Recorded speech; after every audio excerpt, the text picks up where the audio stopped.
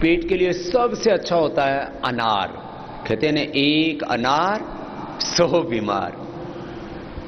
आप लोगों का भी कभी कभी पेट बहुत डिस्टर्ब हो जाता है, कभी कभी आप दिन रात यात्रा करते हैं, खाने पीने उठने जागने सोने का कोई ठिकाना नहीं होता है, तो पेट डिस्टर्ब हो जाता है। तो पेट खराब हो तो उसके लिए एक तो ये मैंने यहाँ पॉइंट बताया, एक ये पॉइंट है।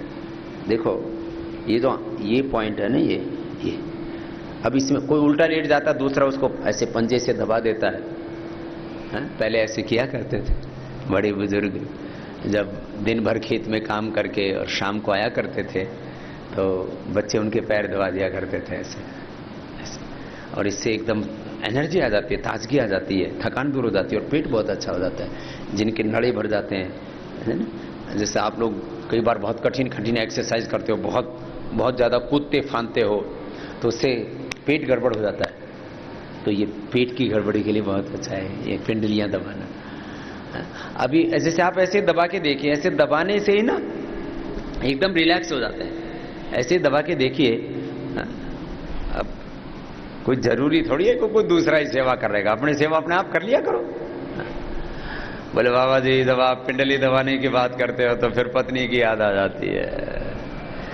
अरे भाई ये दूसरों की मतलब हमेशा कोई दूसरा आके सेवा कर दे, ये ऐसे क्यों सोचते हो? अपना आप दबा लो। एक भाई लेट जाए, दूसरा उसको दबा दे, फिर एक लेट जाए, फिर दूसरा दबा दे। कभी ऐसे पेट खराब हो जाए ना तो इसको दबा लिया करो। और अनार खा लिया करो।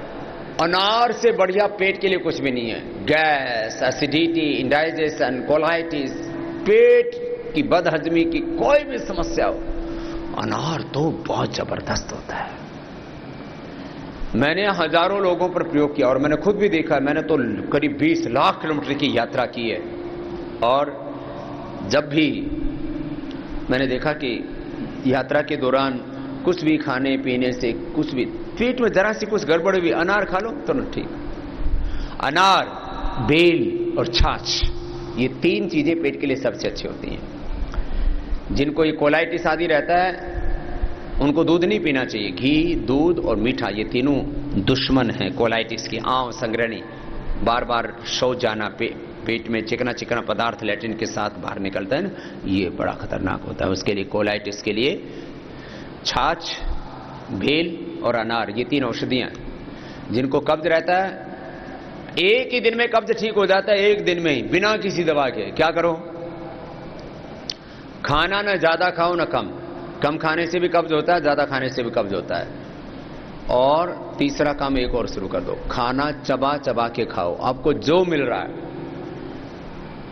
आपको सूखे चने मिल रहे हैं तो वो भी चना कम से कम 1 ग्रास को 32 बार चबाना चाहिए। औसत मैंने देखा है लोग 4 से 8 बार चबाते हैं। एक बार इधर से मारा, एक बार इधर से, और गप अंदर। ये मामला है ना, इससे बचो।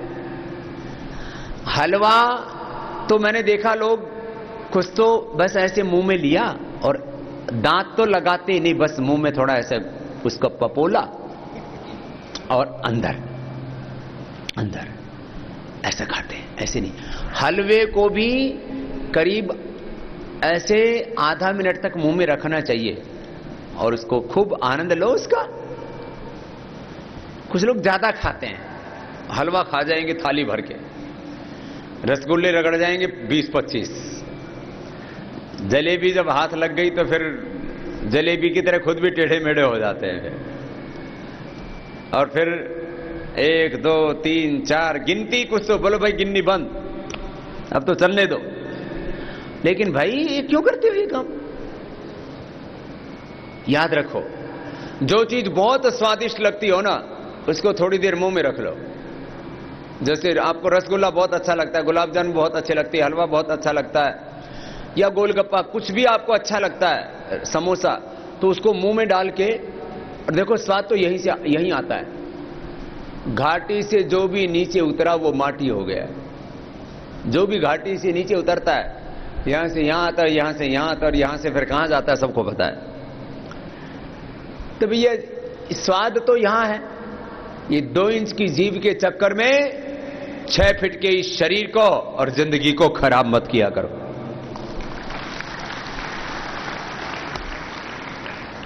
रसना और वासना, ये दो इंद्रियां सबसे ज्यादा चंचल हैं, इनसे बचा करो, काबू रखो। देखो,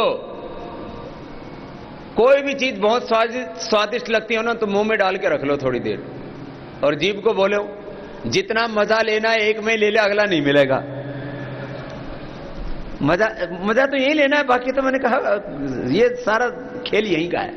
ये इंद्रियों का सुख भी बड़ा विचित्र है। एक एक इंद्रिय का शब्द, स्पर्श, रूप, रस, गंध, और फिर मन की तो दुनिया ही अजीब ही है साहब। खैर सुनो, मैं आपको कह रहा था, आप कब्ज दूर करना चाहते हो, पेट की बहुत समस्या है आप लोगों को, और ये मैं ऐसे नहीं कह रहा हूं, क्योंकि जो यात्रा में रहते हो उनके लिए समस्या रहती है। आप लोग तो यायावर हो, ऐसे पकड़ हो, घूमते रहते हो पहाड़ियों में, रेगिस्तान में, कभी जंगलों में, झाड़ियों में, तो कभी ना कभी पेट की समस्या से आपको रूबरू होना ही पड़ता है। तो एक काम किया करो, खाना चबा चबा के खाया करो, इमरजेंसी को छोड़ के। अब इमरजेंसी में तो कई बार भागते भागते भी खाना पड़ता है, वो तो युद्ध की स्थिति हो गई, वो भूल जाओ। बाकी खाना खाने में कम से कम आधा घंटा समय लगता है, और कुछ तो 5 ही मिनट में खा पी के बराबर कर देते हैं, थाली चाट के धर देते हैं। ये कार्यक्रम ठीक नहीं है भाई। भगवान ने इतनी बढ़िया बढ़िया चीज बनाई है, चबा चबा के खाओ। खाने में जितना सलाइवा मिलेगा, ये बहुत बड़ी बात कह रहा हूं मैं, है ये छोटी सी बात। स्वामी जी आप ऐसे ही तो बोल, बस चबा चबा के खाया करो, चबा चबा के तो खाया करो, ये तो आपने खूब सुना है, लेकिन आप इसकी महिमा सुनिए। जितना चबाएंगे उतना उसमें सलाइवा मिलेगा, और दांतों का, सलाइवा का, फिर पूरा श्वसन जो है उसका, अन्न नली का, फिर आमाशय का, पक्वाशय का, फिर लीवर का, आंतों का, इन सब का योगदान है। सबसे पहले काम शुरू होता है यहां से। आधा घंटा खाने में लगाओ। जिनको बहुत ज्यादा पेट की समस्या है तो चाहे 1 घंटा लगाओ, धीरे धीरे चबा चबा के खाओ, जब तक खाने वाली चीजें लिक्विड ना हो जाएं। रोटी खाओ तो ऐसी कि वो पानी जैसी बन जाए मुंह में, तब पेट के अंदर डालो। आज से आप ये प्रयोग करना शुरू कर दो, चबा चबा करके खाना शुरू कर दो। मैंने तो यहां तक प्रयोग किया कि मुझे भी शुरू से ही थोड़ा कॉन्स्टिपेशन की प्रॉब्लम रहती थी।